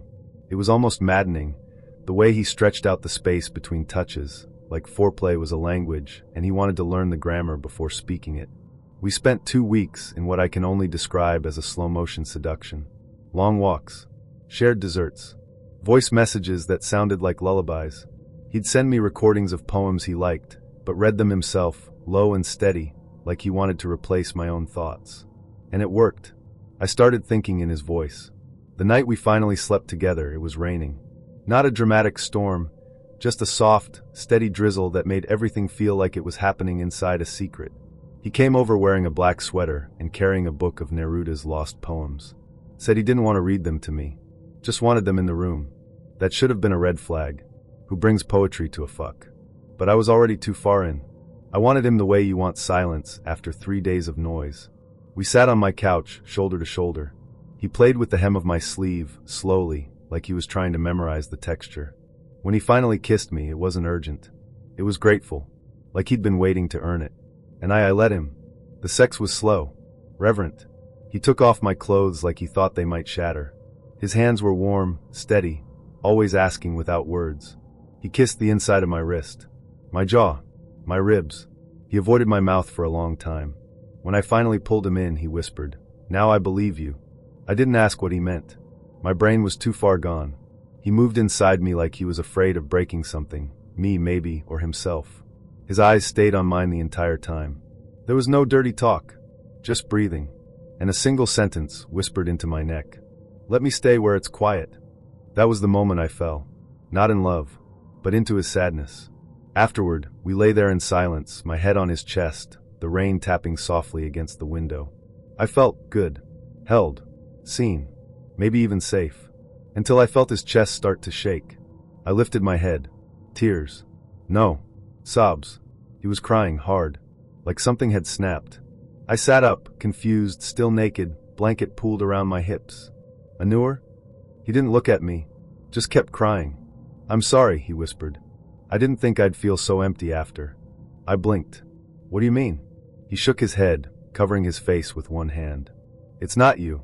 It's not you. You were," he choked on the word. "You were too much. Too real. Too beautiful. I wasn't supposed to feel this." I put my hand on his shoulder. "Did I hurt you?" No. You opened something I wasn't ready to look at." He sat up, still facing away from me. I thought I was ready. I thought I could handle being touched again. But it just made me realize how long I've been pretending. And then he said it. "I feel like I just used your body to mourn someone else." I didn't know what to say, so I said nothing. He got dressed in silence. Didn't kiss me goodbye. Just whispered, "I'm sorry," and left. The next morning, he sent a text. "You didn't do anything wrong. You were a cathedral." I showed up barefoot. I stared at it for 10 minutes, then deleted it. But I couldn't delete the way my body still remembered his. The way my sheets smelled like cedar and grief. The way I'd held him after, even though I was the one bleeding. My friends said he was manipulative. That he used tears the way other men use anger, to control the room. That his sadness was seductive, but ultimately selfish. I wanted to disagree, but I couldn't, because I still hadn't figured out what I'd consented to. Was it sex? Or was it a seance? Had he been making love to me, or to a ghost? A week later, he sent me a poem. No greeting. No explanation. Just this. "I entered you like a man trying to find his mother in a stranger's mouth." I didn't respond, but I reread it. Several times. Months have passed. I haven't seen him since. But sometimes when I'm alone, I think about how he cried after touching me. And I wonder, Did he plan it? Was it real? Or was I just the space he used to collapse in, because I seemed soft enough to absorb the fall? Here's what I know now. Not all abusers yell. Some whisper. Some cry. Some hold you like you're their last hope, and leave before you even realize you were never theirs to keep. And sometimes the worst part isn't the leaving. It's the fact that you still ache for them after, even when you know their grief had nothing to do with you, and everything to do with the ghosts they never asked for permission to bury in your skin.